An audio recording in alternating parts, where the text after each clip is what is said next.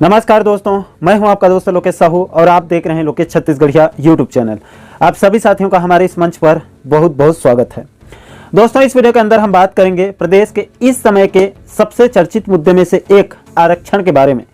दोस्तों, 19 सितंबर 2022 को जैसे ही बिलासपुर हाईकोर्ट ने 2012 से चलती हुई आ रही 58% आरक्षण को असंवैधानिक घोषित करते हुए राज्य से 58% आरक्षण को रद्द करते हुए केवल 50% आरक्षण को ही मान्य किया, उसके बाद छत्तीसगढ़ में चारों तरफ हाहाकार मच गया, बवाल शुरू हो गया और होना भी था, क्योंकि आरक्षण सभी आरक्षित वर्गों के लिए बहुत ही महत्वपूर्ण मुद्दा जो है।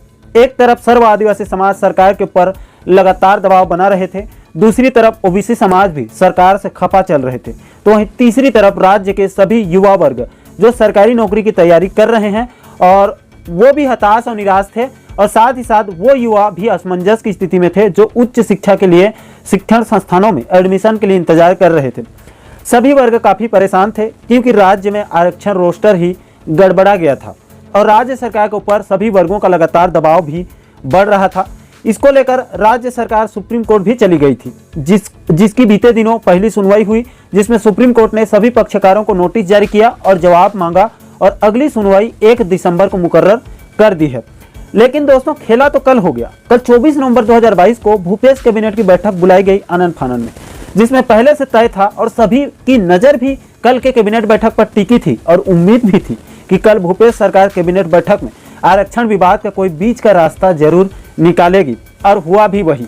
कल के कैबिनेट बैठक में राज्य सरकार ने आरक्षण का ऐसा तोड़ निकाल दिया जिससे सांप भी मर गया और लाठी भी बच गई। कैसे? तो ऐसा है दोस्तों, कल के कैबिनेट बैठक में राज्य सरकार ने आरक्षण के मुद्दे पर 2 बड़े निर्णय लिए, जिसको कल के वीडियो में मैंने आपको उस समय के अपडेट के मुताबिक जो है वो 2 मिनट के वीडियो में आप लोगों को बता दिया था। शॉर्टकट में पहला निर्णय ये लिया गया कि छत्तीसगढ़ लोकसभा अनुसूचित जातियों, अनुसूचित जनजातियों और अन्य पिछड़ा वर्गों के लिए आरक्षण संशोधन विधेयक 2022 के प्रस्ताव का अनुमोदन किया गया। और दूसरा निर्णय, छत्तीसगढ़ शैक्षणिक संस्था में प्रवेश में आरक्षण संशोधन विधेयक के प्रस्ताव का अनुमोदन किया गया।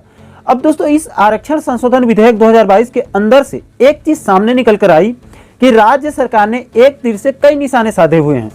58% आरक्षण को ही बढ़ाकर सीधे अब 76% के आसपास कर दिया गया है, जिसमें जनसंख्या के अनुपात के आधार पर आदिवासी समाज को यानी कि एसटी वर्ग को 32%, एससी वर्ग को 13%, ओबीसी वर्ग का बढ़ाते हुए सीधे 27% और सामान्य वर्ग के गरीब जिसको हम ईडब्ल्यूएस कहते हैं उनको 4% आरक्षण विधेयक को अपनी हरी झंडी जो है वो दे दी है। इस प्रकार दोस्तों, अब राज्य में आरक्षण 58% से बढ़कर सीधे 76% हो गया या फिर हो जाएगा। अब दोस्तों, मैं हो जाएगा शब्द का इस्तेमाल इसलिए कर रहा हूं क्योंकि इस आरक्षण संशोधन विधेयक को 1 और 2 दिसंबर को विधानसभा के विशेष सत्र से पारित भी होना है और वहां से हो भी सकती है। वहां पर राज्य सरकार को कोई दिक्कत नहीं होगी, क्योंकि पक्ष और विपक्ष दोनों आरक्षण के जो है वो पक्ष में हैं।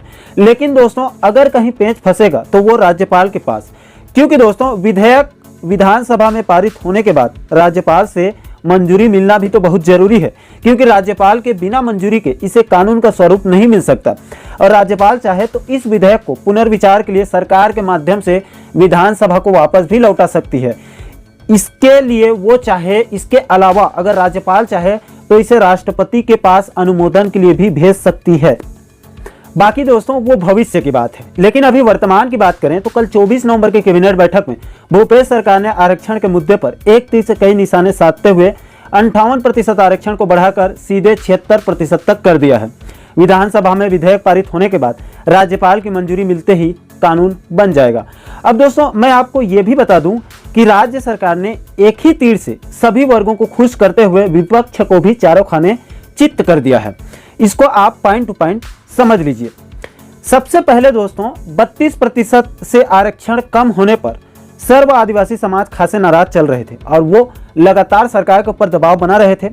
यहां तक कि आने वाले दिनों में आंदोलन तक की चेतावनी भी दी जा रही थी। उनके लिए 32% आरक्षण बरकरार रखते हुए उनको जो है वो शांत कर दिया गया है। इसके बाद दूसरे नंबर पर ओबीसी समाज भी आरक्षण के मुद्दे पर सरकार से नाराज चल रहे थे, तो प्रदेश के ओबीसी समाज के आरक्षण को बढ़ाकर सीधे 27% तक कर दिया गया है, जिससे ओबीसी समाज भी खुशी के मारे गदगद हो गया और वो लोग भी शांत हो गए। तीसरे नंबर पर विपक्ष भी लगातार आरक्षण के मुद्दे पर राज्य सरकार पर जबरदस्त दबाव बना रही थी, उसको भी कल की कैबिनेट बैठक में चारों खाने चित्त कर दिया गया है। चौथे नंबर पर जो प्रदेश के लाखों हजारों लाखों युवा जो सरकारी नौकरी की तैयारी कर रहे हैं, उनको भी बड़ी राहत और खुशखबरी मिली है। क्योंकि दोस्तों, जब तक आरक्षण मुद्दे का कोई समाधान नहीं निकलेगा या नहीं निकलता है, तब तक नई भर्ती आना थोड़ा मुश्किल है। तो ऐसे में कल के कैबिनेट के निर्णय के बाद युवा वर्ग में भी राहत देखी जा रही है। तो यहाँ पर चौथे नंबर पर भूपेश सरकार ने प्रदेश के युवाओं का दिल भी जीतने में कामयाबी उनको मिली है। पांचवें और सबसे महत्वपूर्ण बात यह है दोस्तों कि आने वाला साल 2023 में विधानसभा चुनाव है, जो महज कुछ महीने ही बाकी है आचार संहिता लागू होने के लिए। ऐसे में एक आरक्षण के मुद्दे पर भूपेश सरकार ने प्रदेश के ST, SC, OBC और जनरल इन सभी वर्गों को साथ कर इनका जबरदस्त वोट बैंक भी तैयार कर लिया है और निश्चित तौर पर इसका लाभ कांग्रेस को आने वाले 2023 के विधानसभा चुनाव में जरूर मिल सकता है। अब दोस्तों, रही सवाल कि आरक्षण का मुद्दा तो सुप्रीम कोर्ट में है और जब तक वहां से क्लियर नहीं होगा तो बात नहीं बनेगा। तो ऐसा है दोस्तों कि वाकई में सरकार के पास बड़े बड़े चाणक्य और शकुनी लोग बैठे हैं, जिनका काम सिर्फ सरकार को दिमाग देना है कि विपरीत परिस्थितियों में सरकार को बचाना है, और मैं और सरल भाषा में कहूं तो आपदा में अवसर खोजना ही उनका काम है। देखिए दोस्तों, आरक्षण मामले को खुद राज्य सरकार सुप्रीम कोर्ट लेकर गई है, तो जो व्यक्ति या फिर संस्था कोर्ट में याचिका दायर कर सकती है, वो केस को वापस भी ले सकते हैं, उसको ये अधिकार होता है। राज्य सरकार चुपचाप अगली सुनवाई में केस को वापस भी ले सकती है और उसके बाद राज्य सरकार केंद्र सरकार के पास विधेयक को भेज सकती है कि आप इस आरक्षण मुद्दे पर जो है वो कानून बना दीजिए, मामला खत्म हो जाएगा। अब दोस्तों, आने वाले 1 और 2 दिसंबर आरक्षण के लिहाज से बहुत ही महत्वपूर्ण है, क्योंकि 1 दिसंबर को सुप्रीम कोर्ट में अगली सुनवाई है और दूसरी तरफ 1 और 2 दिसंबर को विधानसभा का विशेष सत्र भी बुलाया गया है, जिसमें लगभग तय है कि 76% आरक्षण पर विधानसभा में मुहर लग जाएगी। तो कुल मिलाकर दोस्तों, आरक्षण के मुद्दे पर भूपेश सरकार ने कल की कैबिनेट बैठक में जो है वो आरक्षण मसले पर एक तीर से कई निशाने साधते हुए विपक्ष को भी निपटाते हुए आने वाले विधानसभा चुनाव के लिए भी बहुत बड़ा वोट बैंक तैयार भी कर चुकी है, क्योंकि नेताओं को सिर्फ वोट बैंक की ही चिंता होती है। बाकी दोस्तों, आगे क्या होता है ये तो भविष्य की बात है। बाकी साथियों, आरक्षण के मुद्दे पर आप लोगों की क्या राय है, आपके क्या विचार हैं, आप नीचे कमेंट सेक्शन में अपनी प्रतिक्रिया जरूर साझा कीजिए। और आप आगे भी आरक्षण के साथ साथ प्रदेश के और भी तमाम महत्वपूर्ण मुद्दों पर वीडियो देखना चाहते हैं, सभी चीज़ों को बारीकी से समझना चाहते हैं, तो हमारे चैनल को आप सब्सक्राइब जरूर कीजिए, ताकि हमारे सभी नए वीडियो के नोटिफिकेशन जो है वो आप लोगों तक तुरंत पहुंच सके। दोस्तों, इस वीडियो में फिलहाल इतना ही। मुझे दीजिए इजाजत। मैं मिलता हूं आपसे एक और महत्वपूर्ण मसले के साथ, महत्वपूर्ण मुद्दे के साथ। तब तक के लिए जय हिंद, जय छत्तीसगढ़।